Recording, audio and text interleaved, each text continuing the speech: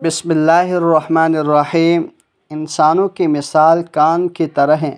جو لوگ جاہلیت کے دور میں شریف تھے وہ اسلام لانے کے بعد بھی شریف ہیں کہ جب انہوں نے دین کی سمجھ بھی حاصل کی ہو تو تم دیکھو گے کہ بہترین اور لائق وہی ثابت ہوں گے جو خلافت و امارت کے عہد کو بہت زیادہ ناپسند کرتے رہے ہوں، یہاں تک کہ وہ اس میں گرفتار ہو جائیں۔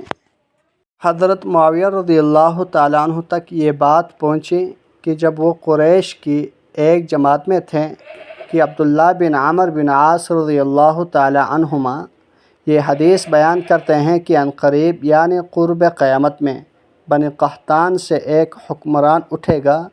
یہ سن کر حضرت معاویہ رضی اللہ تعالیٰ عنہ غصے ہو گئے۔ پھر آپ خطبہ دینے اٹھے اور اللہ تعالیٰ کی اس کی شان کے مطابق حمد و ثنا بیان کرنے کے بعد فرمایا، لوگو مجھے معلوم ہوا ہے کہ بعض لوگ ایسی احادیث بیان کرتے ہیں جو نہ تو قرآن مجید میں موجود ہے نہ رسول اللہ صلی اللہ علیہ وسلم سے منقول ہے۔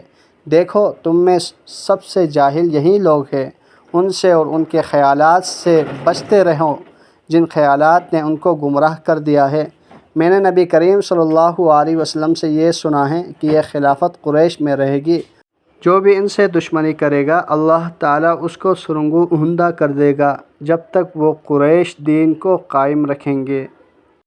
ایک اور روایت میں ہے کہ رسول کریم صلی اللہ علیہ وسلم کو دیکھا کہ آپ صلی اللہ علیہ وسلم اپنی اونٹنی یا اونٹ پر سوار ہو کر تلاوت کر رہے تھے۔